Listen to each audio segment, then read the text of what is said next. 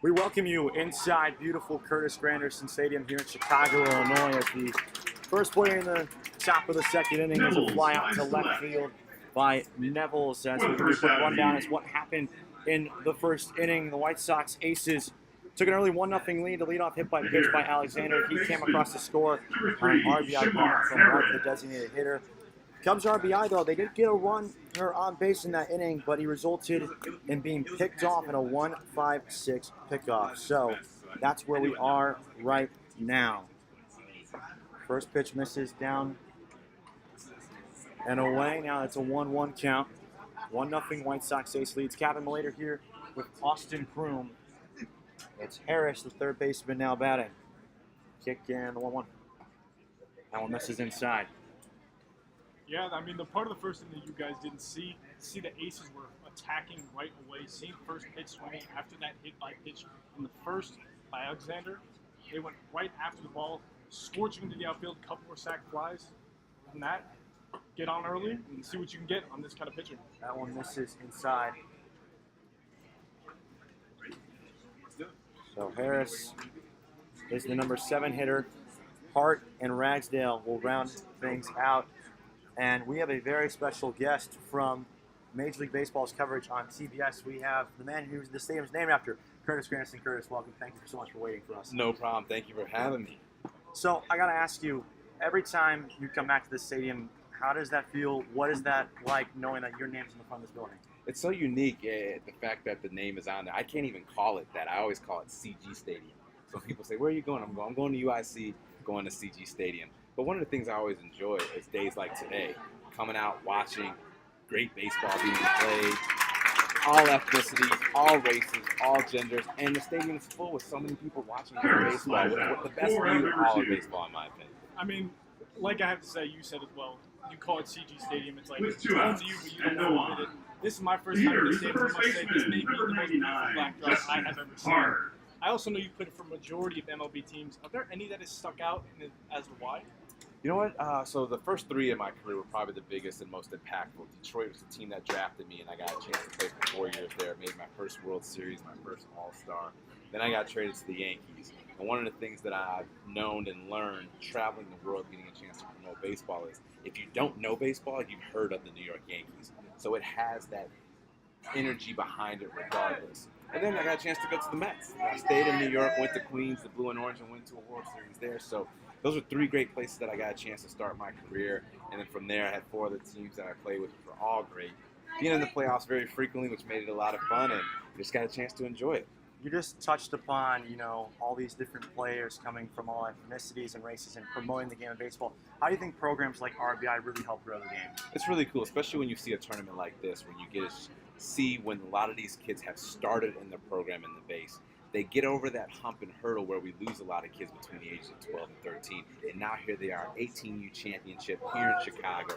We have Chicago represented, Detroit represented, Cincinnati represented, a bunch of others. And it's really cool that it shows what the organizations, what the programs, what the coaches are doing. But you also have to have good coaches that dedicate their time and energy to be out there, keeping it exciting for these kids to play. As you can see it, they're clapping, they're energetic, and they're ready to keep going. All right, Curtis, thank you so much for joining us. We really appreciate everything you've done for the game of baseball so far, and for sticking around for us once again. So, that'll is the end of the top of the second inning. Still 1-0 White Sox aces. Back in a moment on the Windy City Sports Network.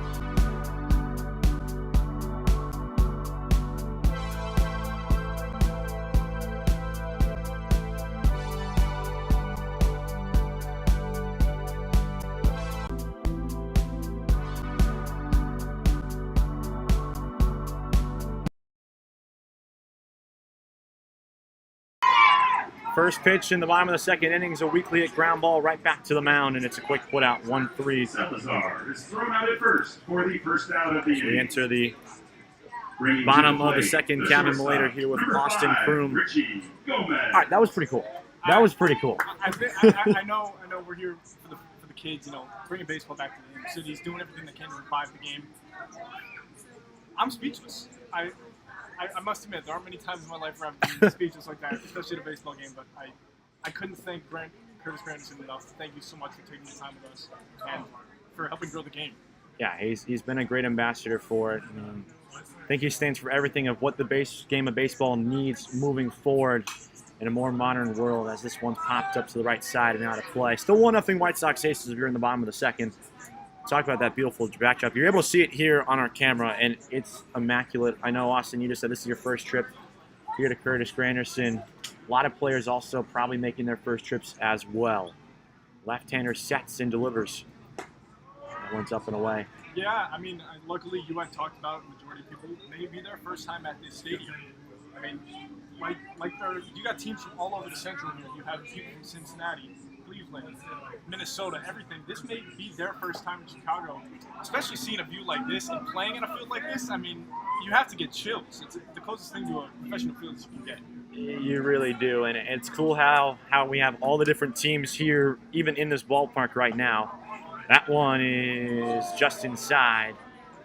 The entire White Sox Ace team thought they were getting ready to throw it around the horn there, but instead our home plate umpire tonight says, no sirree, Bob. So now it's full count. I mean, so far, just based on this game, the umpire has been a bit lenient on those down and inside pitches. Let's see what he goes on this one. This is driven in the air down the right field line. It's hooking. It drops in for a fair ball. Rounding first and going for second. The throw from right is offline. It's a double with one away, and Cubs RBI have some life here in the second inning. That's all you can ask for, especially after the Aces have been able to get so close and score early in this one.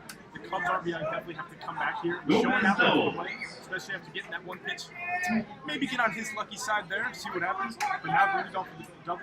With a man on and one out. Second, excuse me. Go up. The Cubs here is the right fielder. Now it's Gomez. Number 34, Alex Carson. Alex Carson, the right fielder, now steps up. Runner in scoring position. Cubs RBI had this situation last inning. The leadoff man reached on a walk, stole second base, but then had that pickoff attempt happen and was picked off to end the home half of the first. Gavin Miller and Austin Kroom with you. You from Curtis Granderson.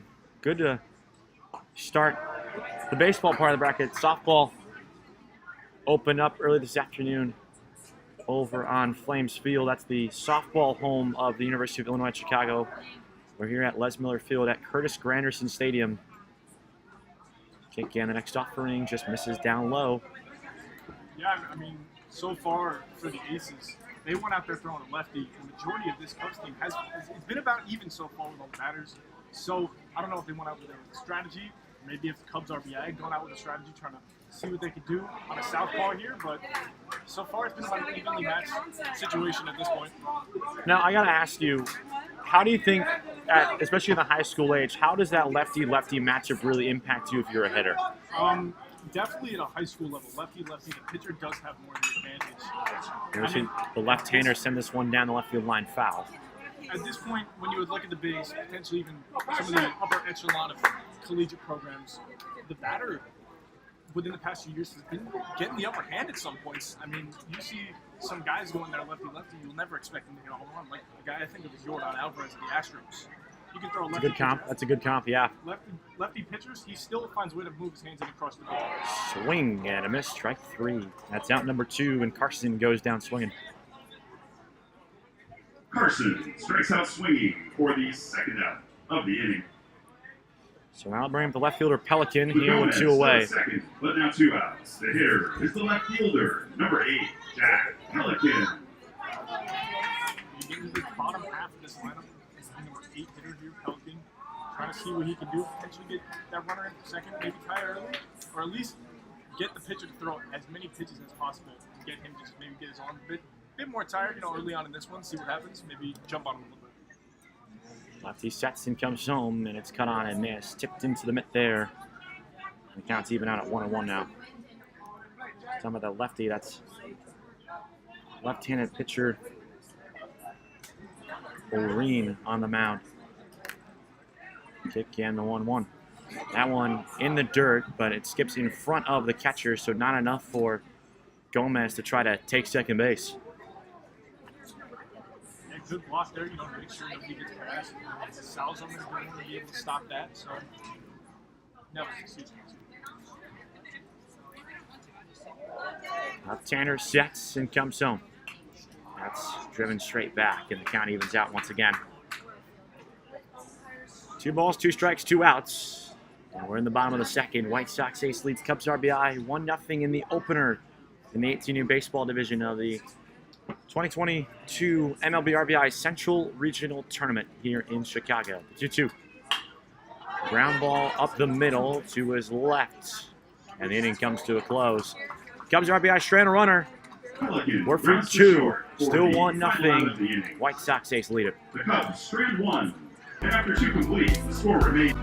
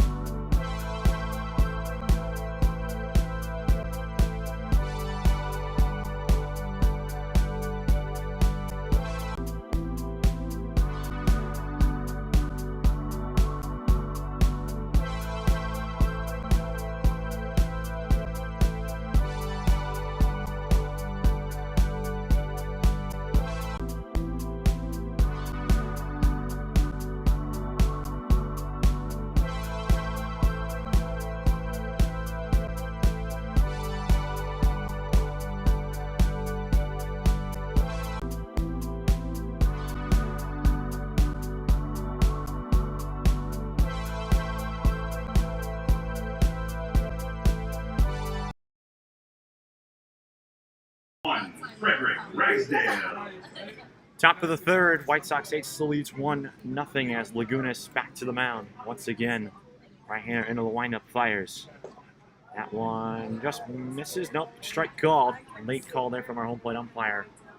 Gavin Later, Austin Kroom, and Tia Reed now joins us here for the third inning.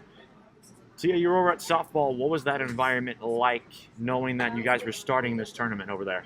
Oh, I mean, it was pretty special. All the other teams that are playing baseball and softball, they came over and they were watching that game. I mean, the Cubs pretty much dominated that game, but it was a nice way to get this tournament started for everyone. Once again, we thank Curtis Granderson for joining us on the happening. We just got a whole lot of guests coming in throughout the night here on the opener. I guess it makes sense either way. 2 balls and 1 strike now to Ragsdale. Kicking that one's up and away. 3 balls and 1 strike now. So far, what I've seen in this pitching sequence from Lagunas, he's definitely trying to stay away from Ragsdale, even the number 9. So is he trying to potentially even pitch around him, or is he just maybe losing control a little bit? That one misses down and away, ball 4. So it's a leadoff base runner for White Sox RBI. They got the leadoff man aboard in the first. They were able to score him, and now it's interesting because now the top of the order comes back up. Ragsdale draws the ball. I mean, Alexander in the first inning, first pitch of the game, off speed right off the center. With 1 out and nobody out, the Sox hitter is the shortstop, number 82, Kyrie You never know what Alexander. happens here, especially with the number 9 guy on. And based on his lead at this moment, it looks like he may be correct to steal. Alexander scored after he got hit by that pitch in the first. That one is there for a strike from the outer half. Little hot one here in Chicago, at least just for the city itself. Mid to upper 80s this afternoon and now into the early evenings. Check down the runner, he's safe. It's a beautiful night, beautiful weather, nice view of the background, a little bit of skyline here. I'm liking it. And Curtis called it the best backdrop for a baseball stadium in America, and he's got a really good case for it. Runner goes. That one is out and away. Throw down to second is in time. Down goes Ragsdale at second. He picked him off. I got stealing. Good throw there by Salazar there, Austin. Yeah, that was actually a great throw there by Salazar. Get him. I mean, even the throw there for the shortstop, it seemed like he may not be able to get it, but get that tag down. That was a perfect throw. So now, 1 ball, 1 strike. No one on now for Alexander. Righty fires. Popped up and out of play.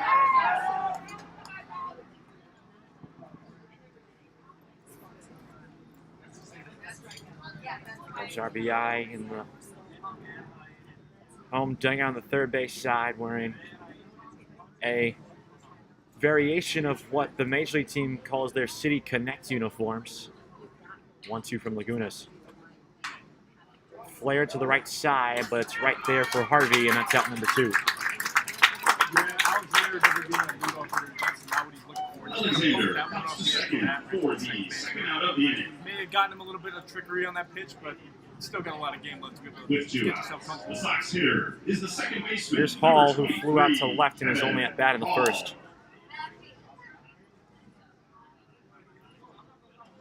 White Sox ace wearing the black jerseys with some red trim along them, with the bold socks across the front.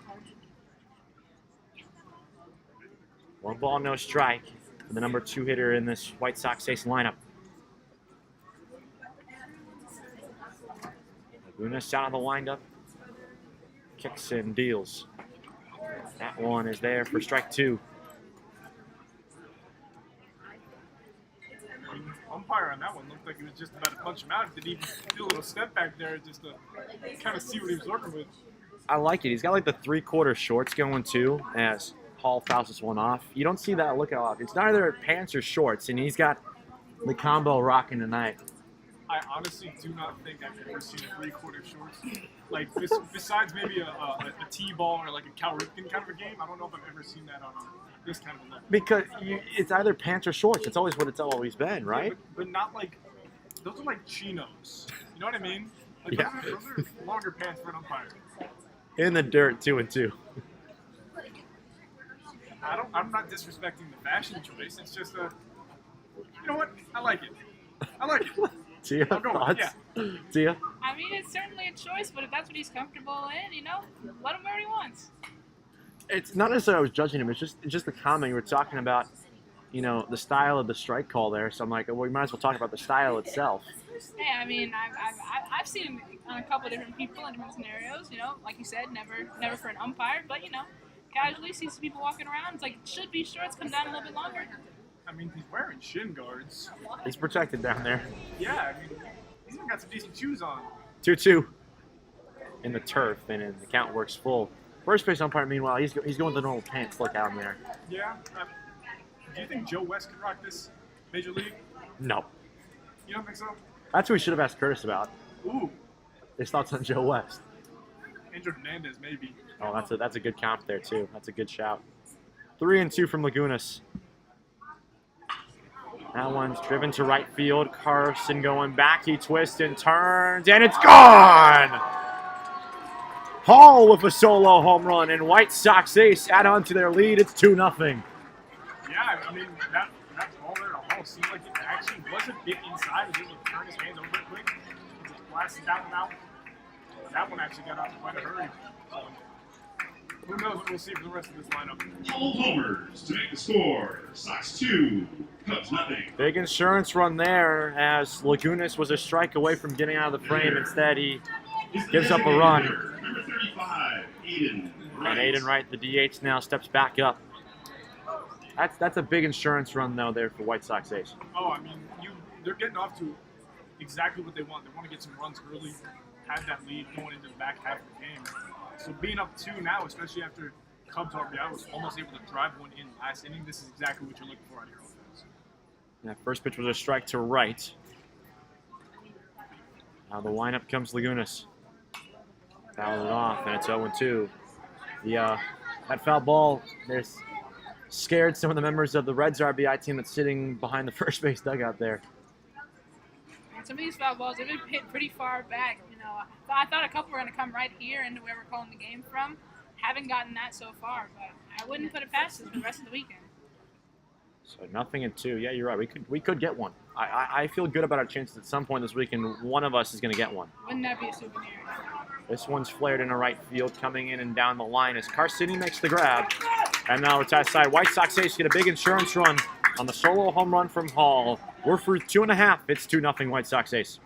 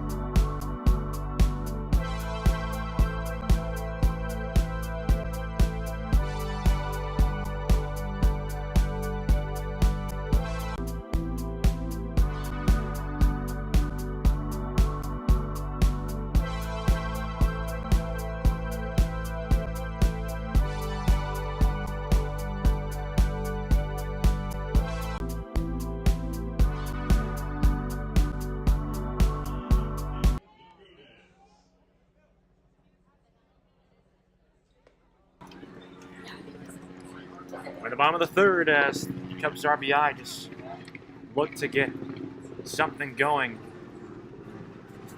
Trailed by 2 now. The pitcher Laguna is up and he swings and misses to make the count 1-1. I mean, took a pretty hearty hack on that one. Looks like he was sitting right dead right away regardless of what was coming. So we'll see what he's doing here.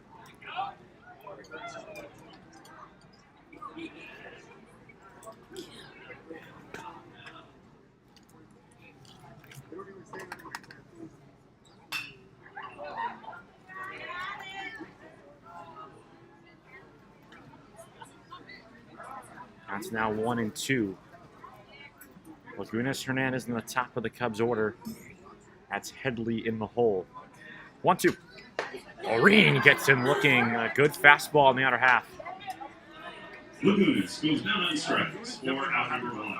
It was more on the outside part of the plate, but they also need to realize and adjust quickly. The umpire is going The to hitter for the Cubs is the third They're baseman, going to have to release number their 00, smacking the bat here, like the Hernandez. Aces had done at the top of their lineup without him. Third strikeout of the night for Oreen as he's back and quickly fires to Hernandez, who is wearing the rare number you don't see that often in baseball, 00. It's more of a basketball number. Kevin Love? Yeah, maybe. Nothing in one pitch. He squares the bunny, pops it up, and it's going to reach the seats. Heads up there. Oh, and the kid was able to dive out of the way of that ball. That was coming in quickly. That one smacked the fan right on his leg. You can hear the sound from up here. Landed right next to the Cubs softball team who won their opening game today. They also have a 00 on their team. Is it a Chicago thing? It must be now. I didn't know it was a trend here to go 00 in baseball, but I like it though. I like it. It's different. 1-2 now. I mean, we're starting to see triple digits now in certain sports, so let's incorporate the 00 in baseball. 1 ball and 2 strikes. Not against it. You're not against that? I like it. That one just misses down low. 2 balls, 2 strikes here. 1 away in the bottom of the third. Moving along quite quickly here. Yeah, I also wouldn't be surprised if you see a Reen trying to go to that back outside corner, trying to front door something. This one's chopped back up the middle, backhanding it as Hall. He ranges and throws. It's high and it pulls hard off the bag.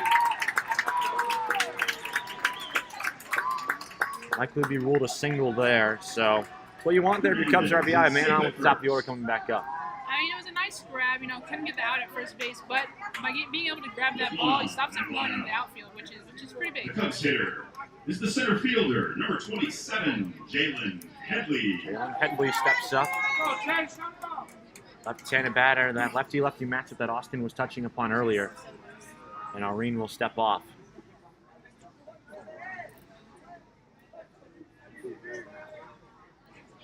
Comes sets and comes home. That one gets the inner half for a strike. Seems like both pitchers are going to definitely be trying to paint the corners here, based on see what kind of leverage the umpire is going to give them. Depending on where the batter clearly is, it seems that his right side of plate coverage is more lenient to go for a strike than his left plate coverage. So we'll see what they do lefty-lefty matchup. Cut on a miss on an off-speed pitch there. He had Headley fooled. And it's quickly 0-2.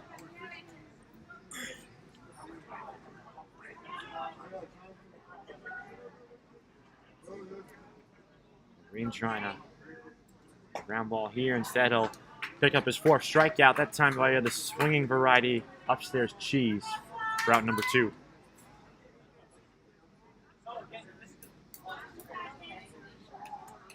Headley goes down swinging for the second out of the inning.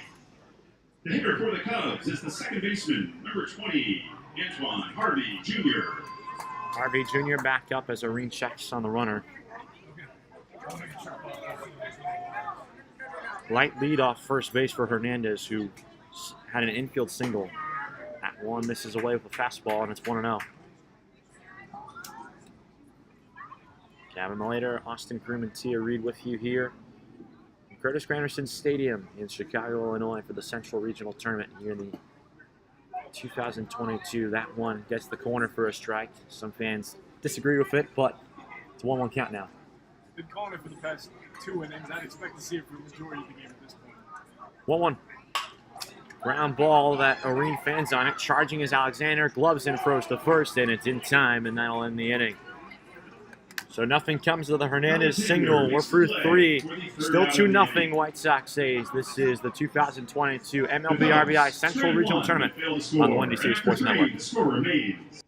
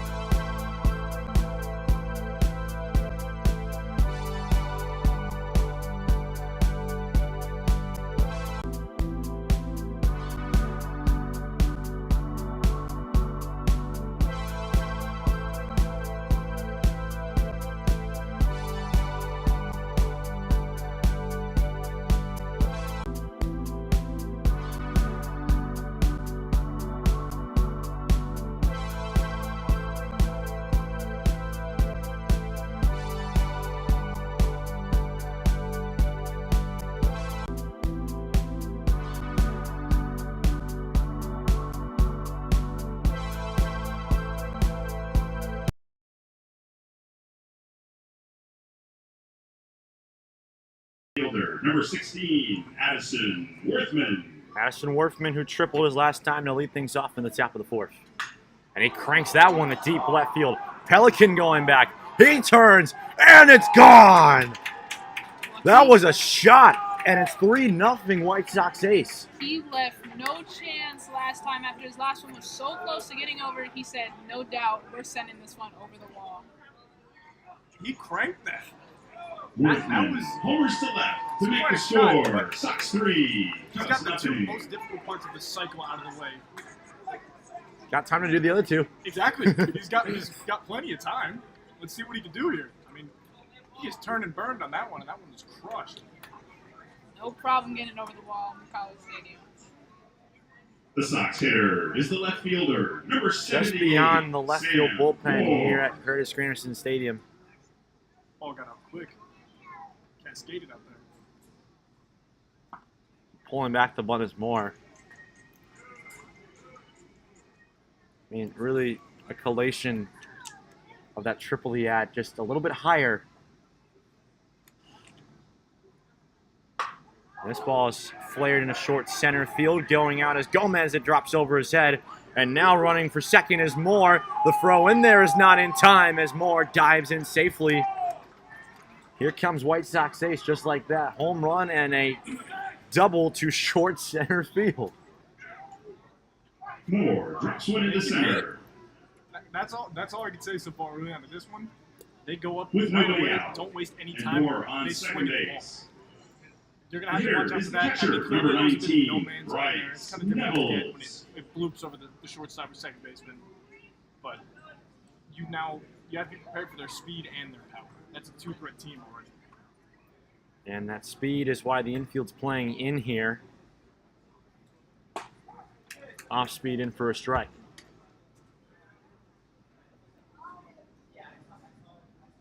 The Hall fly out, home run, got out in a hurry. Worthman got out even quicker. Runner goes. That one is not in time. Sliding in safely is Moore on the stolen bag. Moore steals third.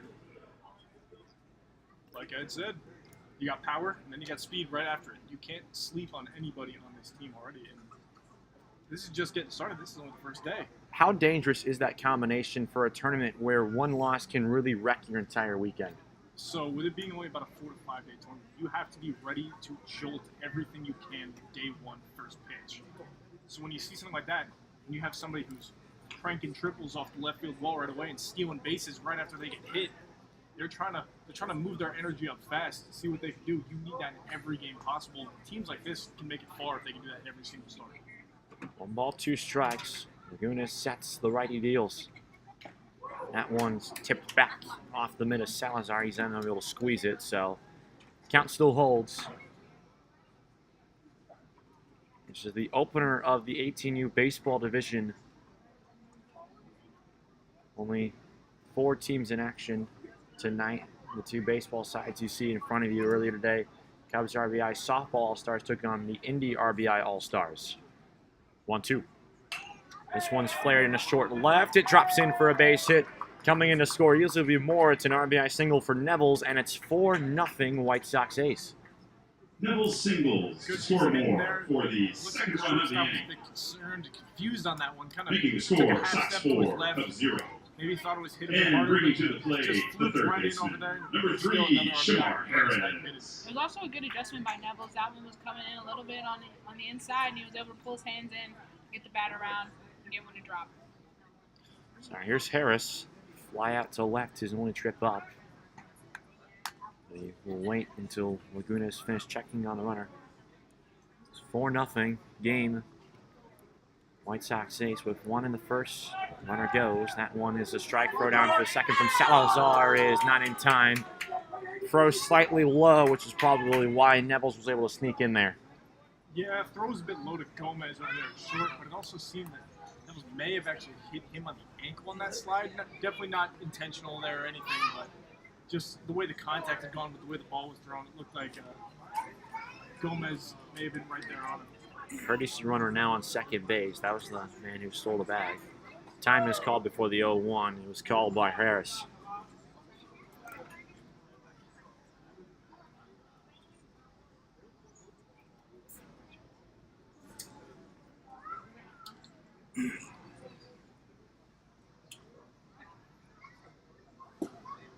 One misses down low, 1-1. Cox is the pinch runner at second base, or the courtesy runner, I should say, because those of you new, high school rules allow courtesy runners for the pitcher and the catcher to help try to speed up the game. And also doesn't mean that if you insert that courtesy runner, the pitcher and catcher are still allowed to play. And that's Cox, the courtesy runner on second base for the catcher, Nevels, who had that RBI single. Time is called again. It seems that the Aces keep seeing that Gomez is shortstop is right on Cox at second, making sure that he's not moving anywhere or doing anything, getting too far off. They've already stolen 3 bags so far in this short contest. Now they have to hold him on. This one's ripped off the glove of Gomez. He gets on up and he gets the out at first base. The third goes Cox. Well, it's a big first out there for the Cubs RBI. For the first out of the inning. Bringing to the plate for the Sox, the first baseman, number 99, Justin Hart.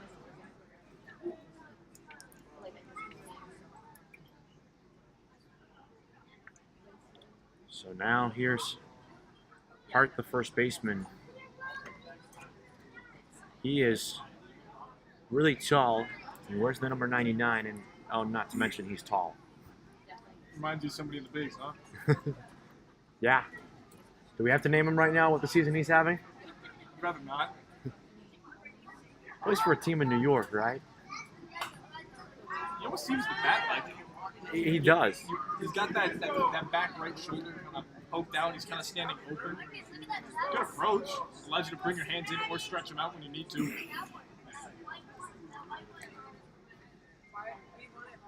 I like how we're still not naming him either. We're not name dropping I him. don't even know who you're talking about. Good block there by Salazar. It's 2-1. That guy should be signed.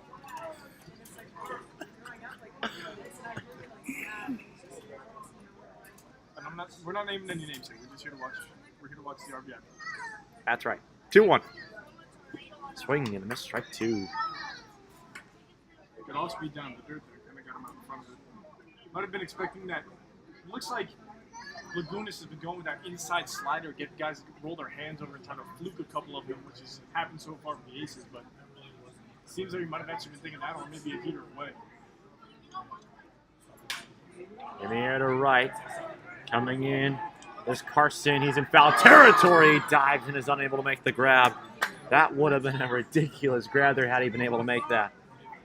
He got his glove on most of it. It just seems that he might have lost it last second or closed his glove just a half bit early, but regardless, you got another pitch to go after. You can let it go past you, focus on the next play, next pitch, see what you can do, because you never know, he may have a shot at that again in 5 more pitches. 2-2 now. Laguna's just trying to limit the damage as much as possible. The pitch. This one's roped in a left and down for a base hit. It'll be a 5-0 game. Cox comes in to score. RBI single for Hart. Singles and Nevels for the third round. The Aces are piling it on here in the 4th inning. With the score, now Sox 5, Cubs nothing. The hitter is the center fielder, number 1, Frederick Ragsdale. Ragsdale now up, lefty bat. The runner on first in Harris. He squares the bunting. It's fouled. Hart was sprinting down there. I'll say though that guy that we refused to name apparently for some reason doesn't really single like that a whole bunch. It's more a lot of home runs. Yeah, his teammate likes to hit him fast like that, though. Giancarlo, he's yeah. Well, Oh, you named a guy. You named a guy. You can name that guy. Yeah, that guy's fine. But Laguna's checks. one of them does have a name, yes. The other one just has a number. But none of them have names on their jerseys though. That's the point. You just gotta know. Oh, brother. 1-1 now. Sacrifice the names for the pinstripes. We keep giving more information here that I thought we were supposed to divulge here. I mean, the city isn't even represented this weekend. Okay. Still don't name him. 1-1. This is in the air to right. Backing up is Carson. 2 down. He's getting a lot of work out there in right field. Ragsdale flies to Like right. time after time, Out he's number been 2. his way, a couple of foul territory. With 1 on and 2 out. The There's Sox Alexander hitter is now the with 2 shortstop, away. number Top of the order. 82, 0 for 1, but he doesn't have a hit by pitch. Alexander. It's a big inning also for White Sox. This is the first time they put up a crooked number on the scoreboard tonight thus far in the first 4. I wouldn't put it past them to do it again. The way they've been hitting and stealing, you have to make sure that you can get it out as soon as you can if you're Cubs RBI. You go fast, do everything you can, and just go. This one's flared in a short right. Coming in is Carson. He dives, and he's going to make the grab. Going first to third is Hart. They'll throw the brakes on there. And the White Sox ace just keep on hitting. It's runners in the corners now with 2 away.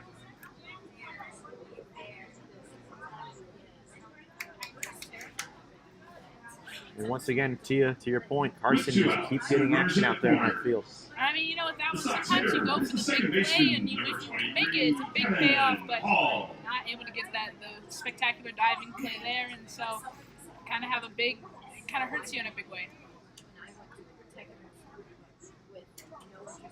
So now here's Hall, who homered his last time up to give a big insurance run there. That was a 1-0 game at the time when he homered to make it 2-0.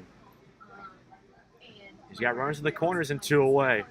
Might be looking for that inside off-speed pitch again to try to turn it. Standing right on the edge of the chalk in the left-handed batter's box.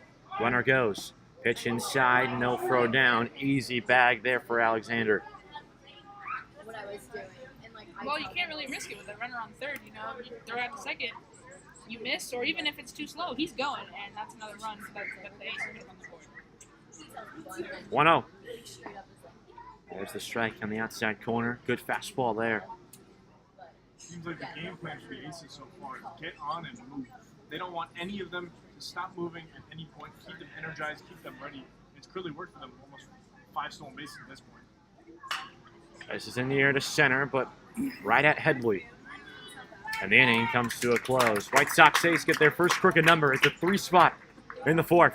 We're for 3.5. It's still 5-0. Winning City Sports Network. The Sox strand 2, but pick up 3. And as we head to the bottom of 4, the score is now Sox 5, Cubs 0.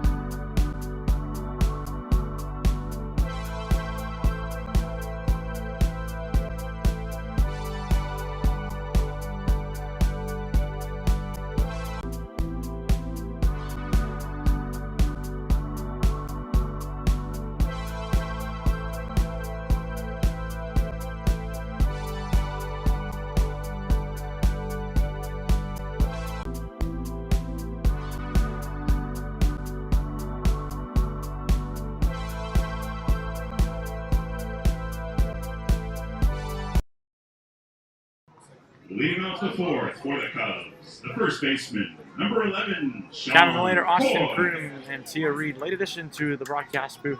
5-0 White Sox ace as we enter the bottom of the 4th inning.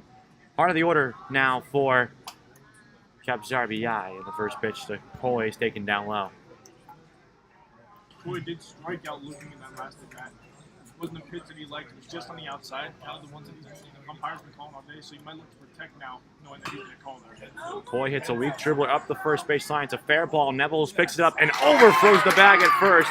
wide turn from Coy, but he retreats back safely. And that's what you need when you're down by 5. That base runner there. All you need there on that one is just to get a base run. Coy reaches.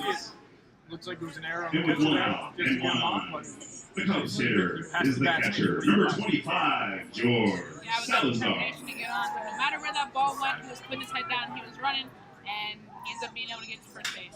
And Salazar sends the first pitch into right center. It drops in for a base knock. It deflects off the center fielder's mitt. That's Ragsdale, and holding at second will be Coy. First and second with no one out, and here come the Cubs. Salazar singles, and with 2 on and nobody out. The Cubs hitter, Courtesy is runner now will be number 5, Richie introduced. Gomez.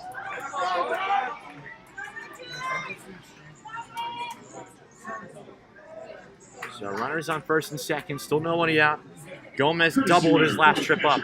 Is number 28, Olin Hemingway. It's Hemingway, that's the courtesy. seems like this is the first time Cubs RBI can able to get on a ring and see what he's been throwing. It's a bunt up the third base line, but it rolls foul. Is this maybe a sign? This is only the second time through their order for Cubs RBI, but is this potentially a sign that they've been getting to what O'Reen's throwing even early on in this one? Down a couple? Make a good case for it with 2 early base runners here. I mean, granted, the Coy contact is very weakly hit.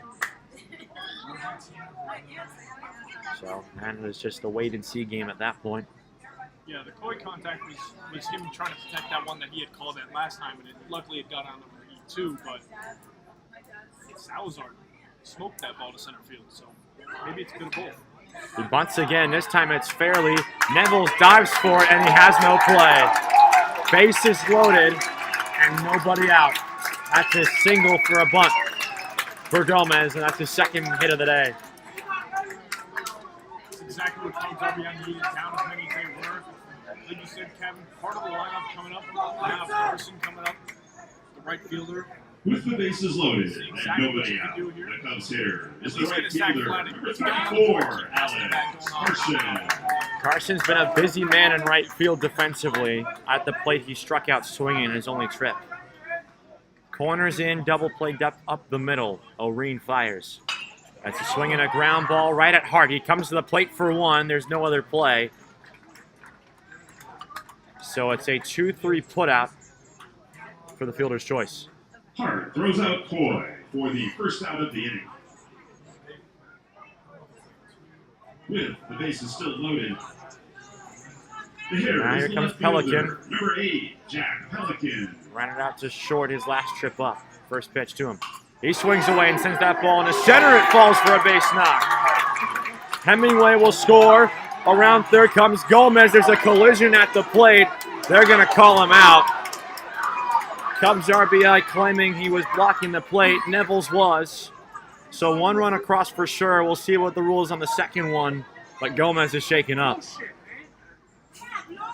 Yeah, it was quite a bit of conflict there at the plate for Gomez. He's looking a bit shaken up. Just make sure he's all right. The out doesn't matter at this point. You just got to make sure that he's okay. He's able to continue playing, but you can tell Cubs RBI doesn't like the block there from Nevels on that one. So it's an 8-2 putout of Gomez. There's still an argument going on. Hopefully, umpire claimed that he had to move across into the running lane because that's where the throw from Ragsdale and center was taking him. And he's currently explaining that right now. It's first and second with 2 away. It's 5-1 Cubs RBI. So it's an RBI signal there for Jack Pelican. Salazar scores on the play. Gomez is called out. The Cubs pick up a run, and the score is now Sox 5, Cubs 1. With the hitter, Carson on the second, pitcher, Pelican number on 9, first. Nick Lagunas. The pitcher, Nick Lagunas. He cuts and misses at a fastball for strike 1. Looks like he's going up there with a C-ball hit by idea. Yeah, you're definitely right. Try to get one back for yourself. 0-1. Upstairs. It also now is starting to feel like a Cubs Sox game now. After that type of play right there, now it starts to feel like that. Even though we're in the high school levels, that's what it feels like right now. It's a bit of grit and grind. Lagunas in the air to center, but playable for Ragsdale. He's underneath it and makes the grab to end the inning. Cubs get one back. It's 5-1. We're from 4. For the third out of the This is inning. the 2022 MLB RBI Central Regional Tournament on the Windy City Sports Network. Sox 5, Cubs 1.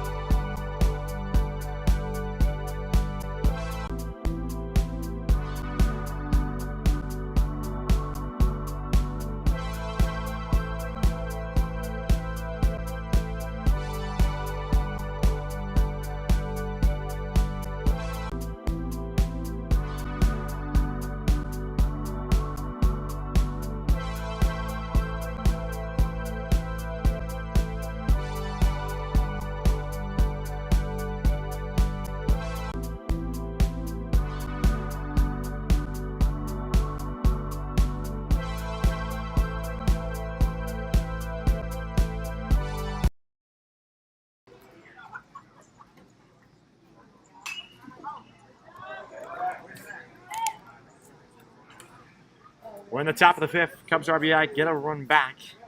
And then they had an opportunity to get more. We are now joined by Ryan Sikora as well. So the guests just keep on coming. Ryan, Ryan, you called that first game with Tia. Here's the 0-1. Up and in, and it hits right, the DH. So it's leadoff base runner for White Sox Ace. For you, what was that experience like being in that building there to kick off the tournament entirely? I got to tell you right now, it's a whole lot different than this. I mean, this is pristine, AC, turf field. It's awesome, but Right. isn't that the Is beauty, hit though, by the about pitch. facilities, right? You can go to this and Bringing have a to fun the plate, time, and a you know right something else fielder, like number what 16, the UIC softball Addison facility was. Workman. Where, I'll be frankly honest, it wasn't the greatest thing I've ever seen, but it works just fine for a game of softball, and you still have just as much fun, just as much excitement in that game.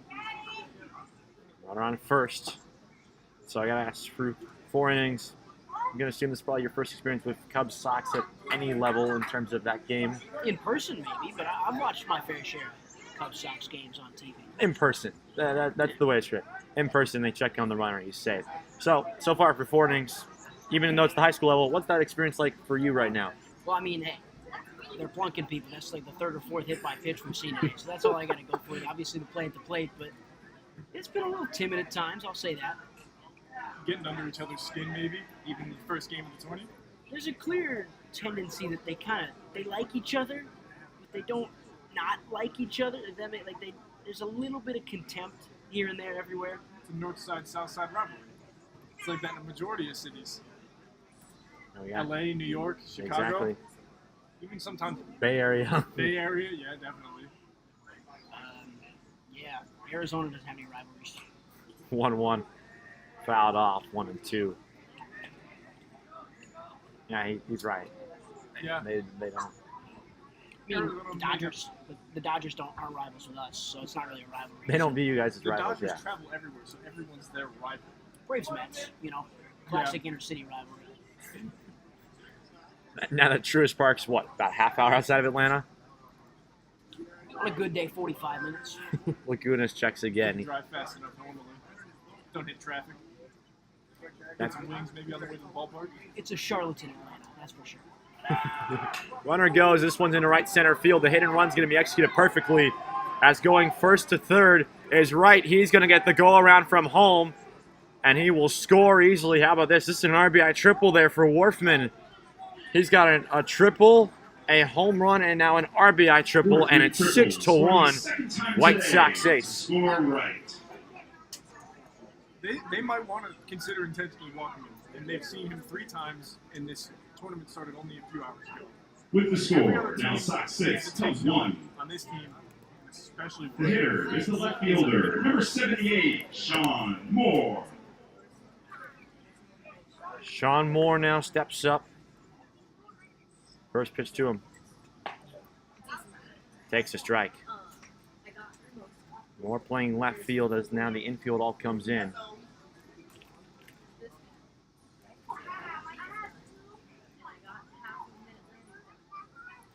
Kick in the 0-1. Down and away, 1-1. Moore doubled his last time up and scored. That was an inning in which the Sox got 3 runs on 5 hits. First crooked number for either side. Sun begins to set. Laguna steps off. a bit surprised the Cubs RBI hasn't considered taking Lagunas out. Then again, Day you may one. not want to show all your pieces Mhm. game 1. Keep them hidden. If they think this one might be in the bag at this point, you keep using them. See what goes on the next few ones. Maybe if you face them again, you pull out all the stops. And that being said, though, right, game 1 is your most important game. You want to start well, A, and B, you want to start off 1-0. And you don't always start off 1-0 and start well. They don't work together, but they can. And seeing Lagunas go this long is something it's a little weird to me, seeing that before that three-run fourth, they were in this game. They were well and truly in the game, only down 2 runs. Now it's a 5-run game. You might have said, well, let's take him out. Let's try and get this first win, start off on the right foot. And I kind of commend the decision from the coaching staff in one sense, but in the other, it's a weird one. Moore flares this one off the end of the bat. It drops in for a base knock. Coming for home is Worfman. The throw is in time to get him. That was a strong throw out there from left. It was a barehanded play, and it's a big first out. It's just a double and a C&I double for Sean Moore. What an awesome play in shallow outfield left side. It bounced over and he kind of lost it in the sky. Kind of hard to see how you could lose it in the cloudy sky right now. No real sun affecting any part of the ballpark, but he just kind of overran himself, had to come back The for it, hitter lost his for the hat, Sox picked is it up the off catcher, the bounce that number left field. It's always going to get a 19, cushion. Nice little Neville. clean bounce for you. That always helps. Picks it up, laser throw too. I also think the reason we've seen these kind of pop, especially to Carson, right, is because the umpire calls the edges so fine, the players are forced to stick their bat out and at least give an attempt to hope it lands. Which is why when you see all the guys on the right side of the box, they poke it out, it goes to right field. And then occasionally they have to go over and swing and hit in the left, which is exactly what you just saw there with the double. But you don't realize how much of an impact the umpire calling the lines in such a fine way can affect the actual overall offense and defense of these games. You're really right. It's 2-0 as Lagunas has tried the corners both times to Nels. Hasn't been able to hit either side. Runner goes. Pitches to strike. Throw down to third is offline. Stolen back there for Sean Moore. Good steal. Just slide in time, time it. Moore steals third. So 2 balls and a strike now. That pitch was a slider that just got the lower part of the zone on the outer half. Gavin Malater, Austin Kroom, and Ryan Socorro with you. Tia Reed's been with us. Former Major League Baseball All-Star Curtis Granderson with us as this one is to the backstop, and it'll be a 7th run. Moore comes in safely on a wild pitch. Moore scores the Sox second run of the inning. And now you're starting to see it, right? To make the Lagunas, score, that one's Sox well out in 7, front of the plate. Cubs Just got 1. away from the catcher as well. We've seen a couple really good stops from the man behind the plate so far today, but that one just couldn't stay in front of him. They'll go have a meeting on the mound and talk it over. Starting to get away from Cubs RBI in this opening night game. I mean, even like I had said earlier, they're hitting. The White Sox ace are hitting. That was their 5th stolen base. They stole 3rd after that double. This is all in game 1. They're putting everything out there. Like Ryan had said, that you have to put every stop out to see what you can get. They're doing that right away, and it shows when they're leading with such a crooked number. Here's the 5th. Definitely right in. Also got to thank, though, that just from Laguna takes me to White Sox ace. Look, just try to get more here to cement this one now and move forward tomorrow. That's got to be the strategy now, right? Just try to get as many as possible. Try to end this thing as quick as possible. I mean, you wholeheartedly want to send a message to every other team competing in the Central Regional that's like, hey, we're here. We're here to play. We came to Les Miller Field to go out and win big time, and they're putting it on right now. 7-1, 3-1 count now to Neville's. Lagunas will work out the windup here. And it's fouled off.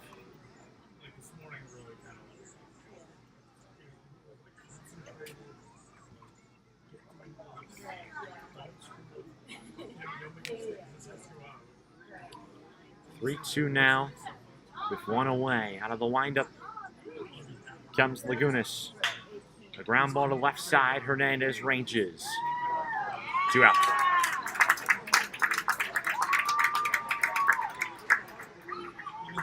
Hernandez throws out Nevels for the second out of the inning. Hernandez had gotten to that one quick and got a fire bullet over there to first, but it looks like because they're so far in and this many runs have been scored, they know what Lagunas is throwing. With They 2 know outs exactly what to and expect. nobody on. That The hitter off-speed for the inside, that Sox is fastball the over, third they know what they're baseman, going number for. 3, Just trying Shamar to figure it Perez. out isn't too hard for them, but the defense behind Lagunas is exactly what they need.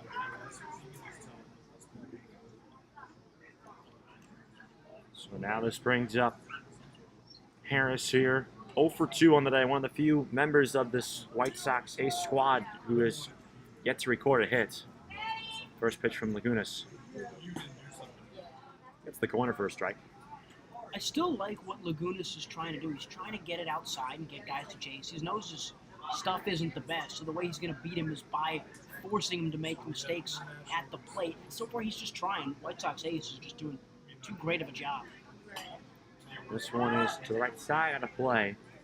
Brian, to kind of bounce off what you've been saying, Lagunas, yes, they can clearly see he's not having his greatest stuff at the moment. But Ace, to be able to get as well on his pitches as they have been, to still make them go out to chase things from Lagunas or get inside off-speed pitches on them and bring their hands in, even the ones that they've hit for home runs, those are not easy pitches. Those aren't easy to hit at all. When you have an inside slider, trying to bring your hands in when you're expecting potentially a fastball away or change up in the dirt, you don't expect to see that. So being able to adapt on the fly as the Aces have been is exactly what you want, and it proves it. They've put up a crooked number, and they've scored in almost every inning so far in this game. 0-2 now. Lagunas, long pause, and will step off. Mentioned though about White Sox ace lineup, that power you've been talking about all the game. Thus far here, granted, we're only through now 4 2/3 of an inning. 6 of the 9 members of the Sox starting lineup have recorded a hit in tonight's contest. So it seems like they have power, speed, and contact. This is exactly what you want on the offensive side. Pitching, they've clearly done well. Green's been pretty dominant, only allowing one run so far. The defense look great. This is an all-around team at this point in the tournament. So still 0-2. They had to go get a new baseball. That's a possibility here. Always have the opportunity to run out of baseballs no matter what age level. We finally got one now as Harris will wait another 0-2 delivery from Lagunas. Comes set and now comes out of the windup. The pitch in the air to center, right at Headley. Inning over. Sox get 2 more. They make it 7-1 through 4.5. Harris flies out Ace to end the cruising inning. here on opening night. But the Sox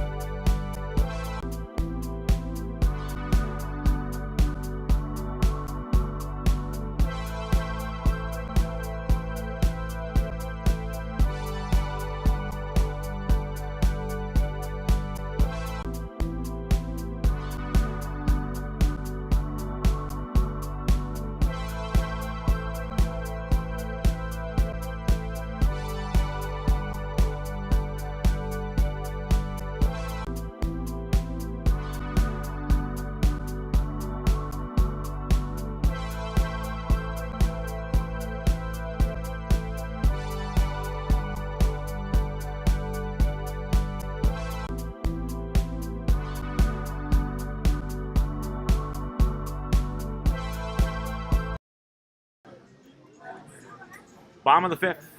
Cubs RBI trail by 6. Gavin later with Austin Crewman, Ryan Sikora with you here at Curtis Granderson Stadium in Chicago, Illinois, the baseball opener of the 18U division in the Central Regional Tournament.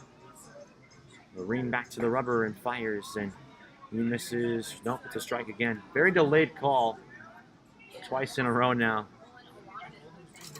He's done it a couple times so far where you think it might be a ball and calls it a strike, so not too sure. Maybe he likes to hold the suspense a little bit for everybody watching. I mean, Hernandez looked back and was like, what was the pitch? And then he kind of pointed and said strike. Maybe he was waiting for a response. That one misses up. I know some umpires like to do that, especially with collegiate softball. If you ever watch some of those, they will wait full 2 seconds before calling the pitch. So if you're sitting there and you're doing a book, or you're the coach, you're anybody, even the players, you kind of sit there and you're a bit confused. Counts now 2-2. Hernandez in the top here for Cubs RBI. He's got a hit so far, which is exactly what you can ask for. So maybe he'll get it started again, like they did in that one in this. Kick and the pitch. And Hernandez just fights it off, and we'll get a new one.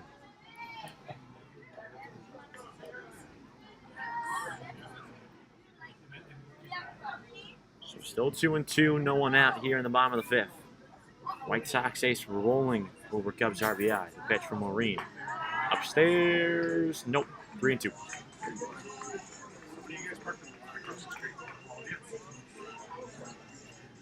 Just 1/3.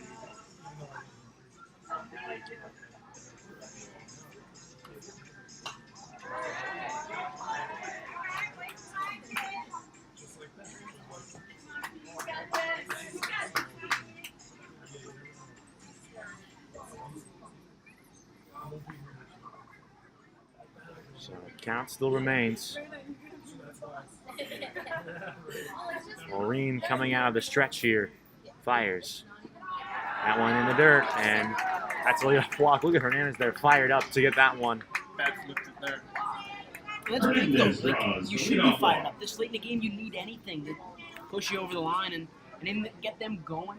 White Sox ace, even though they're up 7-1, not too animated over there on their dugout. So anything that you can kind of steal momentum-wise is big, both personally, outwardly. Anything you can find is big. Well, that may show just With one on what and different nobody way out. baseball The Cubs I know hitter, the center fielder, teams, some number clubs, 27, some Jalen professionals, Headley. when they're down and they get that guy on, they get loud. They need that energy to be able to get up and rally their team, keep passing the bats, do whatever you can. Sometimes a coach even get ejected to rally a team. You've seen it happen multiple times in the bigs. And some teams stay quiet. Some teams like to just put their work out on the field and let that speak for itself. You just got to see what kind of team those are. And Cubs RBI, they're trying to wake up, like I just said, but Ace is just being quiet and letting their game speak for themselves. Complete opposite sides of the spectrum. And the game that's speaking for themselves is a pretty good game of baseball and a pretty good brand of baseball. Hit, and run. And that's what they've been able to do thus far. Marine comes home. Gets the outside corner for a strike. And personally, I'd say, why not go out there and be loud and proud? But if you're quiet and proud, it does the same thing because you're still walking away proud and you're still up 7-1 right now. Whether you're loud or quiet, makes no difference to the Sox ace or the coaching staff for that matter. I think it may just depend on the culture of who's potential written or unwritten captain, maybe even the coach himself.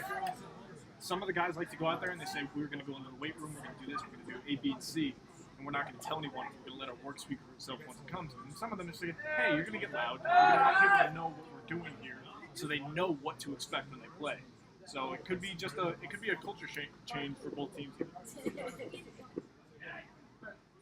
So now it's the top of the order in Headley. Runner on first for him. That one misses down. It's a really cultured answer from Austin. I do my best. I did play, but I also realized that it's not just a game. It's way more of a strategic. You have to be 3 steps ahead. How you uphold yourself is way more important. Runner goes, swing and a miss. The throw down to second is not in time. Diving in safely is Hernandez. They completed the first half of a strike him out, throw him out, but they didn't get the throw him out part. So there's one away now, but a runner on second base. As Headley goes down on strikes for the first out of the inning. Second stolen base so far from Cubs RBI. Maybe trying to Stepping to take the a plate page of for the the Ace book, Cubs, see if the that second baseman, helps them number to 20, get a guy on, maybe Antoine even Harvey see what pitches Jr. he's throwing, get the pitcher a bit rattled out there. There's Harvey Jr. That is a strike. It's a big spot to do that because, like we said earlier, with the momentum thing, the animated stuff, anything counts, and an extra base certainly counts for more than anything else. Getting a free bag, and even though you're getting out in the process, you avoid a throw him out, pitch him out, throw him out. Harvey cuts in, misses there, so it's 0-2. Well, Reed already with 5 strikeouts, a strike away from making it 6. Lefty sets. Center of the rubber, jumps home. Got him, swinging, make it 6. He's carving up these hitters left and right, and they're quickly 2 down. Harvey didn't look Harvey too Jr. strikes out for out number 2. looked like he honestly wanted to Bringing to the that. plate, That's the first baseman, one of the number effects of 11, a Shawnee Toy. if your coach say, "Hey, be emotional, be outgoing, be erratic," they may have both of the spectrums. That at that point, if happy is good things, bad is good things, and they may show all the emotion at that point. And it's just like it's that little moment of frustration that can go good, it can go bad. Right now, it's not going well for Cubs RBI. Got to run in the scoring position. They just need to capitalize. This one's hit hard, but dropped by Hall. Doesn't matter, though, because he's just able to flip it on over to first to end the inning. We're through 5. White Sox Ace still lead at 7-1. You're watching the 2022 MLB RBI Central Regional Tournament on the Windy City Sports Network. At the end of 5.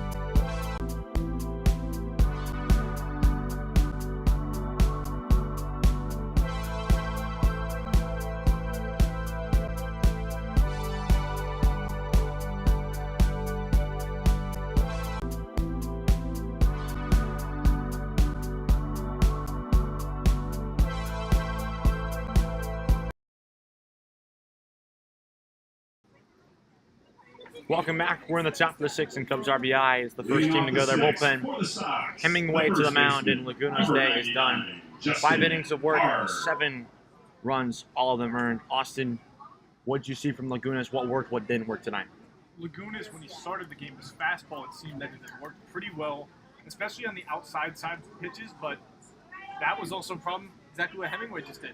He had trouble hitting a couple guys. That was now the third hit batter for Cubs RBI today, which is just another free runner for the ace. Hard is So hit by the pitch. Lagunas had a couple good innings of just With being one able on and nobody to out. throw fastballs, The but he Sox also had some hitter trouble with is the toss. center fielder, number 1. And Hemingway's night starts just like how Laguna's with a hit by pitch as Ragsdale steps up.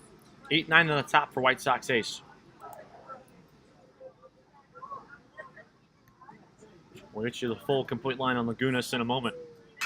First pitch is sent to center field, but right at Headley. He can't find the ball, and it drops in short left center field.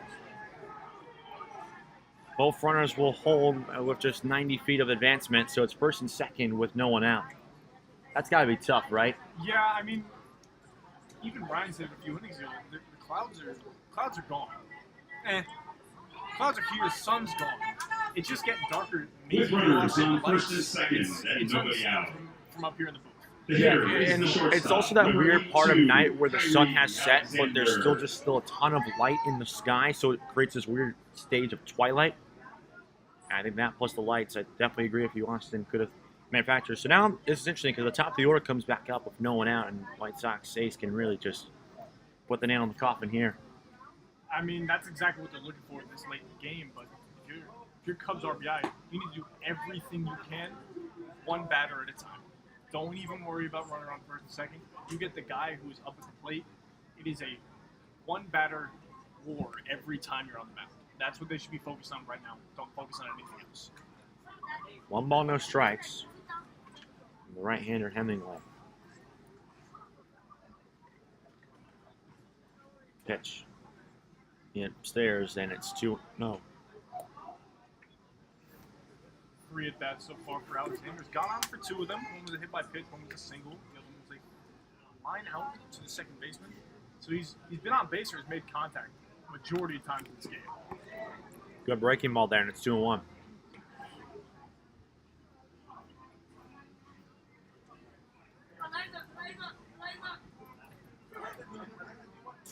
Two balls, 1 strike. The pitch.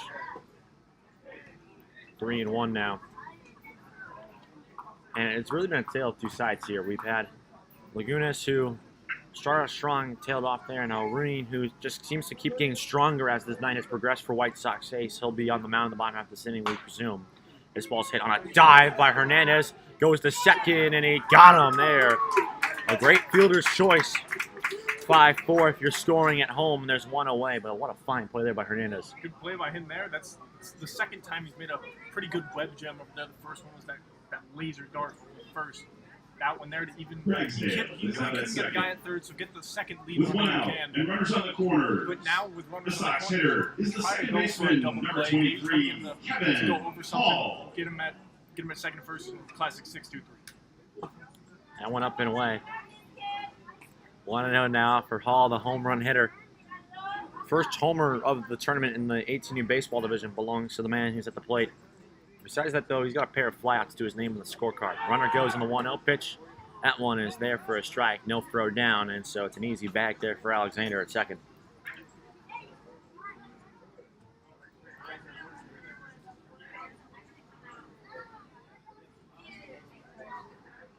One ball, 1 strike. Runners on second and third, and the Cubs RBI infield will come in. Alexander's third stolen base of the game. He's had half of what the team has. They have 6, and he has 3 of them. It's exactly what you can want from your leadoff hitter. Get him on base any way possible. Old you go, we go strategy. 2-1 now.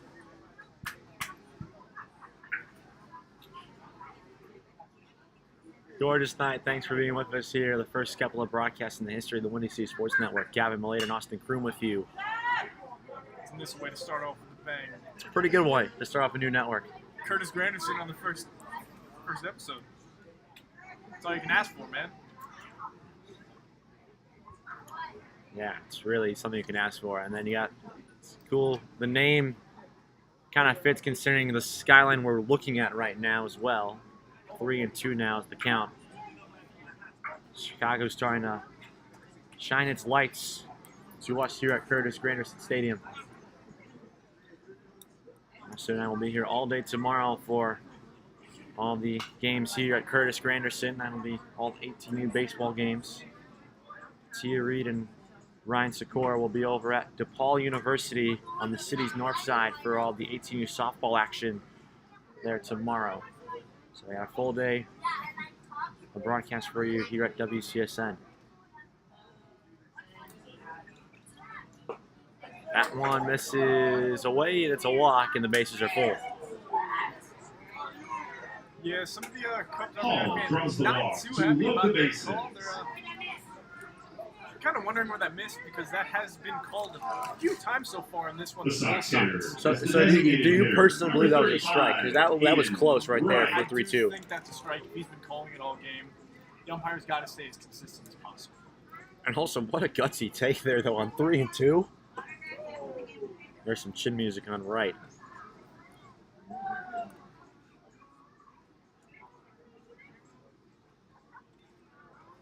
So 1 ball, no strikes.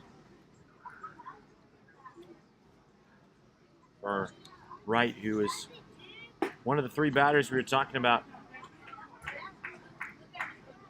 who does not have a hit tonight. That number dropped to 2 after the Ragsdale single this inning. He was put out at second base on a fielder's choice. So it's now just down to Hall and, Wright and Harris. That one gets the strike. Yeah, I mean, he's found a way to get on base even without getting hit. He did get hit by pitch, which he never wanted. See a guy potentially get injured, but you're contributing to the team in some ways. All you can ask for. 2-1. 3-1 now. He did have that RBI grounder in the first, though, as well. So you talk about the contributions he's made. Fair point. It's been a factor. Worthman is on deck. He's got 2 triples and a homer. 3-1. Popped up right side. We'll go full here with 1 out and the bases juiced. I think, honestly, for Worthman, it may be a very fun situation coming up here. On day 1? Would you rather, the guy's had 3 extra base hits, 2 triples, and a home run. And that triple, the first triple should have almost gone out. It's a hit by a pitch to make it 8-1. Either way, it was going to be a free bag. Wright is hit by the pitch, forcing in the 8th Sox run. So it's 8-1. And the bases remain loaded for the Barry Bonds of the tournament, I guess, thus far. I mean, granted, small sample size. He's 3 for 3 with a homer. Yeah, small sample size. It's the first game for the tourney, but when you're hitting as well as he is, and clearly he's intimidating to the opponents. I mean, he's a pretty built guy. Just being up there, he looks like he's got some poise and some swagger to him. So it may be better to only let 1 in instead of potentially 3. We'll see. 8-1 now is the score. 1 away. Bases are full. That's Alexander on third. Hall on second. Wright, who just got hit by that With the pitch on bases first. still loaded, the Sox hitter is the right fielder, number 16, Addison Worthman. Being as off as he is at this point, he's going in, he's hit a couple guys now, he's going full counts, giving up some hits. What's the game plan? That's a great question. That's a phenomenal question. I mean, clearly just focus on the guy, get him out for a strike, but with a guy with this much power, what are you supposed to do? Walk strategy now sounds really good after what you just said. You'd much rather only allow 1 than 3. This is in the air to center. Going back is Headley. He twists and turns and makes the grab. This will bring in a run, though, as Alexander will come in across. It's 9-1, so even though he's going to sit down for the first time, it's a productive out. It's his 3rd RBI of the contest, and it's an 8-run White Sox lead. And he even got a ride of that one. That ball, he got every stitch of. It just so happened that there was a defender there to catch it, but With 2 outs and 2 on.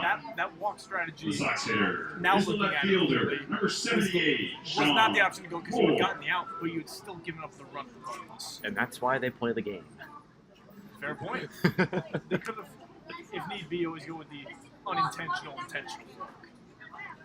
That's a good strategy as Moore sends this one on the ground to second. Harvey is there.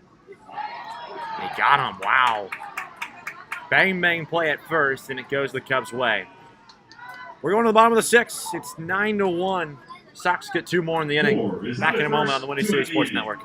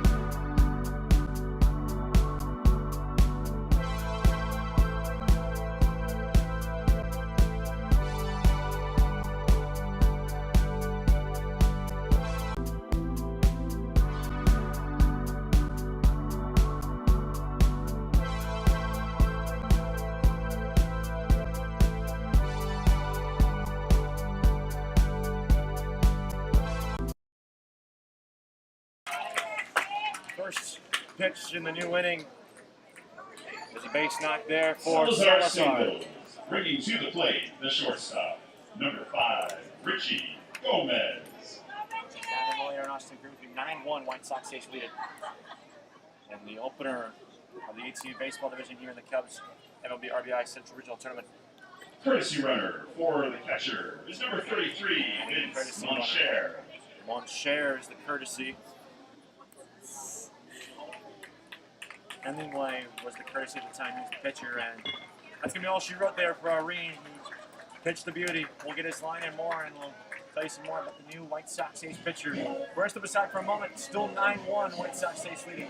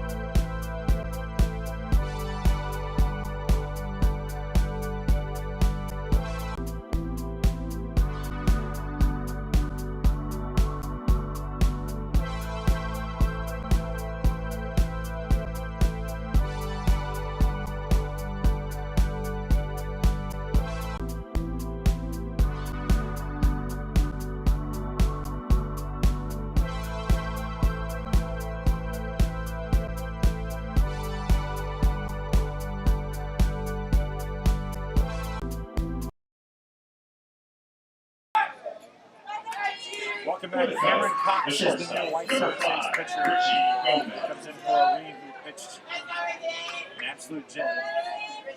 I'll tell you about that entire performance in a moment as Gomez steps up. He swings away and sends the ball on the ground to third. Harris goes to second for one. The throw to first is in plenty of time.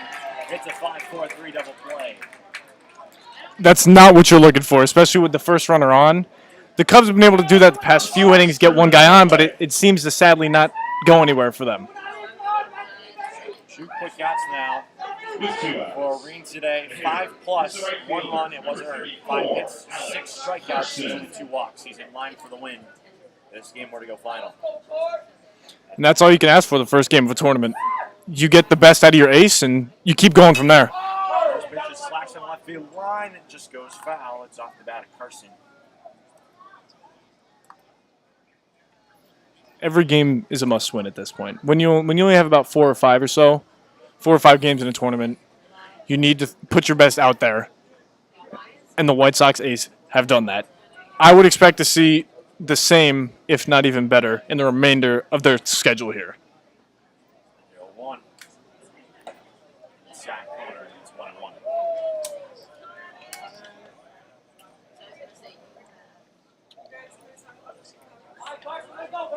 So 1 ball, 1 strike. Right fielder's been busy on the defensive side of the ball. The pitch. Swings away and sends that ball in a shallow left. Coming in is Moore. No problem for him. And no problem for Cox. He comes in and faces 2 batters and cleans up the damage. We're through 6. It's 9-1 White Sox ace.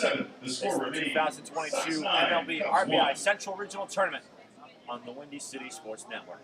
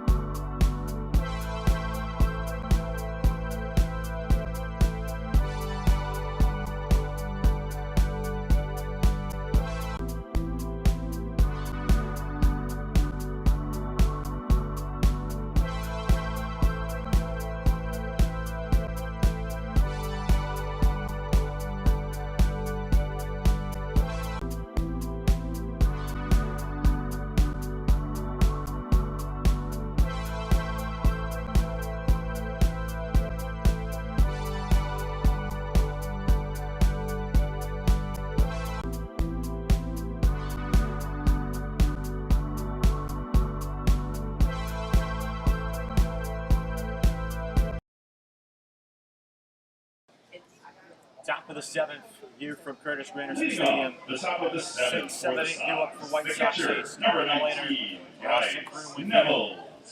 And this has been a thumping put on by the Sox tonight, Austin. What have you really seen from them? We've been talking about the power, but it seems also they're hitting really well in certain situations. It's their strategy. At this point, they go up and they look for the best pitch possible, knowing that the lines are going to be painted and the umpire is going to call them. So when you go and look, especially for fastball, most people sit fastball first pitch. If you can see that, get to it quick, but if you also see some sliding off speed, being able to adjust on the fly like they have been is perfect. You're exactly right. Next offering. This is down away. Let's take a look at the upcoming schedules. First for White Sox ace the rest of the way this weekend. Tomorrow, they'll get to start the games over at Whitney Young. 10 a.m. they will play the Tigers RBI team before in the afternoon slot. That's the 3 p.m. slot. They'll take on Indy RBI. Both those games will be at Whitney Young. Also, that new turf facility just been open just 2021. He's sitting on the ground right at Gomez. And he throws it away. No advancement there from Neville, so he reaches base there on the E6. Yeah, just not the greatest throw there from Gomez, but he did have to kind of rush that one and able to get him. Neville's was pretty quick, especially even for a catcher. Continuing this Saturday, SOX ACE will be the home team in an 8 a.m. game here at Curtis Granderson Stadium against the Twins. Have that with Ryan Sikora. That is the conclusion of their weekend, unless For the the Sox, championship the round, third which will be baseman, Sunday number 3, at this facility at 12:30 Perez. p.m. For the Cubs, they are also at Whitney Young tomorrow. They'll get the Tigers RBI team at 12:30 before being the road team in the game against Indy RBI at 5:30. Both those games will also be at Whitney Young. Winner goes on a delayed steal. Safe at second will be Neville's. Harris, the new batter. That is now the 7th stolen base for the Ace.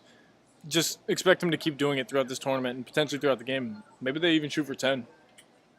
The Cubs wrap up their tournament 10:15 Saturday morning against Guardians RBI. This one's also sent on the ground at Gomez. He shuffles and throws, and that time it's more on line, and that's out number 1. All you could do was get the first runner there, go to first. Can't get the lead runner, which is a bit of a disappointment, but you got to make sure you get any outs as you can, especially down by 8 runs. Is the first baseman, number 99, Justin Hart. Justin Hart, who is 1 for 2 with an RBI single. That came all the way back in the 4th inning. Takes that pitch out and away for a ball. Was hit by a pitch in his last at bat. Maybe want to look out for those inside pitches. I know Hemingway has been throwing them in, maybe a bit wild here. 1-0. 2-0 now. Both these sides won't be in this facility until Saturday to wrap up their rounds. They just kickstart it tonight, then 2 games tomorrow before the 4th on Saturday. This is sent to the air. Short right center. It will fall. It'll be a 10th run for SOX ACE. As scoring from third will be Neville's RBI single for Hart. That's his 2nd RBI of the contest.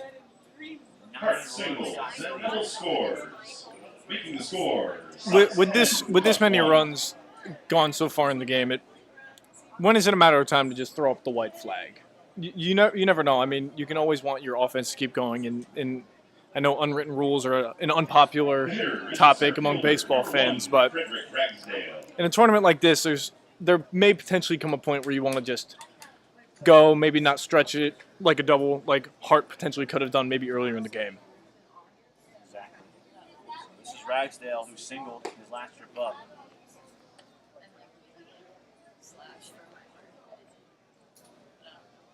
Also walked all the way back in the 3rd inning. Runner first, 1 away. 2-0 count now. Count on the Ragsdale. Swing and a miss, strike 1. Good fastball.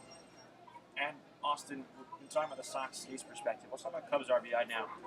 How do you move forward after a potential loss like this tonight?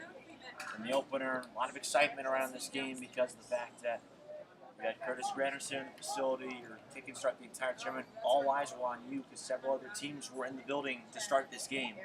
How do you move forward from this?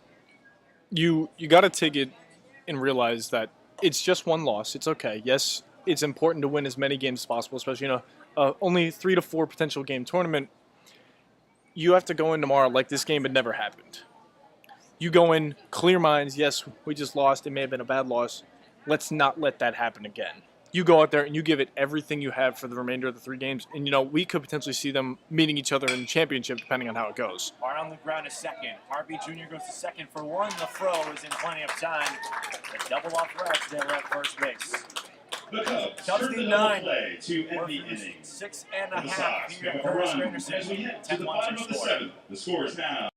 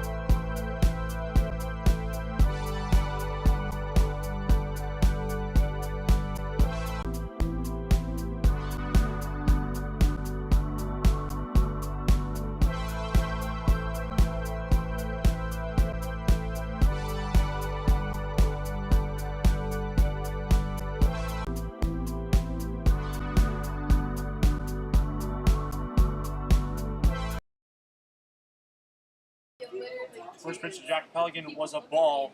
He's singled in a run his last trip. Blake comes back out there. It's a weakly ground ball to the left side. Harris charges, throws in the dirt. It'll be an infield single. And now Pelican's got a race for second base. Here's a sign of life here in the last inning. An infield single and then an E5 that allows the advancement to second base for Pelican. You do anything you can at this point to get on and to get runs and runners and a potential to even score, even to show the ace that you still have life and you won't go down without a fight, which is exactly what they're trying to potentially do here. And good on Pelican for realizing that he can get to second and advance on that throwing error. So let's see what the rest happens. You never know. Games like these are always crazy. Hemingway, the pitcher, now comes up for his first plate appearance. He squares the bunt and takes a strike. It's not like obviously we don't have that, but speaking for like other like. So if you're a pitcher here, especially a relief pitcher, you going up swinging away here now after taking that pitch and it was a strike? You do everything you can to make your own offense at this point in the game. Swing and a miss, strike two. To your upcoming broadcast over both here on the Windy City Sports Network and the Windy City Sports Network 2. Yes, we do have 2 channels. Who knew? Oh, 2. That is a strike. And that's out number 1. The most nonchalant strike 3 call, and Hemingway thought it was strike 2. So, as I was saying, tomorrow morning, 10 a.m. here on Windy City Sports Network. called out on strikes. Guardians and the Twins here at Curtis Granderson. Then 11 a.m. on Windy City Sports Network 2. Detroit versus Cincinnati, so that's Tigers Reds. First pitch misses down to Hernandez. 12:30 back here on Windy City Sports Network 1, Royals and Reds. 1 p.m. on Windy City Sports Network 2, Tigers and Guardians. Then 3 p.m. on Windy City Sports Network 2, baseball, Guardians, Royals, and the softball game between the Cubs and the Reds that all starts at 3 will be here on Windy City Sports Network 1. We'll wrap the night off on Windy City Sports Network 1 with Guardians versus Indy. That's the softball game, and then Twins versus Reds to round out the baseball night. That's the first full day of the tournament complete. That is obviously our tentative schedule. Things are subject to change, and we will announce them on the broadcast, and we'll have other updates for you posted on other social media accounts as well. Do everything we can to make sure the families and friends can watch all the games here. And if need be, we actually had a nice shout out from the PA announcer today to the families here to give to others. So thank him for that. Call it out. Maybe tell them in the next few days if it's on 2, we can do that as well. 2 balls and 2 strikes with 1 away to Hernandez. That one gets the outside corner for a called 3rd strike. A fastball when there's 2 away. That front right outside corner seems to be a good spot there for the umpire to call, but I mean, it's done that all game. But now the Cubs at this point, they may be getting a bit tired out there, and him still calling it may not be the greatest for them and their morale. So now Headley, the top of the order up, takes a strike.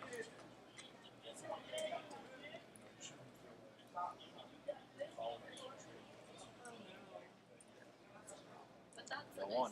Up and away, and they're going to try to back pick at second, and he threw it away into center field. Pelican now racing for 3rd, and they will eat the throw. Cubs got a base runner on 3rd base. Only problem, there's 2 away in the 7th. Yeah, I mean, good on Pelican in the beginning to get on.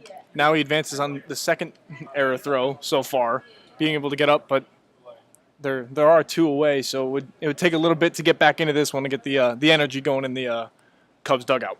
No balls in 1 strike. The pitch. Not found. It's 1 and 2 now. Pitch was a ball on when Nevels tried to back pick the runner at second base. So counts 1 and 2. Good on Nevels to try to get the runner. He's leaning a bit, but even in this game, with the error throw or the advanced runner may not mean too much. 1-2. That one just missed on the inside corner. Good breaking ball there, just missed. Once again, that inside corner has been probably where the most questions have come in for both sides tonight. Koch sets the 2-2. Oh, wow, that was behind him. Full count now. Decent amount of wild pitches in this one for both teams. I mean, whether it's going behind them there, pass ball, or a hit by pitch, it's seen a couple times here in this game. Maybe it's a first game jitters thing, or maybe it's a loss of control. We hit up the first base line. Cox charges and throws it away. Now racing for second. The runner coming in to score is Headley, and so the Cubs get one back. It's 10-2. Milliken scores on the play. The score, Sox 10, Cubs Third 2. error in the inning. This time it's by the pitcher Cox. It's a main run ball game once again. With Headley on second. And 2 Good on the outs. Cubs to get another one in and just get the juices flowing, even if it's not for this game, maybe for the next one, to know that they can still put up these runs. Harvey's 0 for 3, and he looks to try to keep the rally going here. First pitch. In on the hands. Seems that Cox in the past few pitches maybe a bit rattled and losing exactly what he's doing. You know, might be losing all of his control. Gone behind some guys, thrown an error, and now another inside pitch. 1-0. There for a strike. 1 ball, 1 strike. Into game. Cox ready in the orders. That one gets the corner, and it's 1-2. Oh yeah, they were. That corner has been the Achilles heel of the Cubs today. Gotta see how it goes. If it's the same umpire for the remainder of the tournament, or they change the crew chief and home plate guy. See what they consider the call. Swinging and missing at that one was Harvey Jr. And that is going to do it. To end the ball game. Final score, Red Sox Ace 10, Cubs RBI 2. Fans, Good showing, a strong showing by Red Sox Ace here in the opener. That's all you can ask for in an opener like this. You need to give everything you got and show it out, and that's exactly what White Sox Ace did. Cubs RBI, tough loss here, going up against clearly one of the most athletic teams when it comes to offense and great pitching. What they got to do, the Cubs, they just got to go into the next game like this one never happened and just keep flying through and see exactly what they can do. Thank you, fans. Now, Have a that's safe wrap up evening. our coverage tonight. We'll be back tomorrow morning for a full day of action on both the Windy City Sports Network and the Windy City Sports Network 2. From everyone here, Ryan Sikora, Tia Reed, Curtis Granderson, and Austin Groom, I'm Big Kevin Malater, saying so long from Curtis Granderson Stadium. Final score, Chicago White Sox Ace 10, Chicago Cubs RBI 2. Thank you so much for watching on the Windy City Sports Network.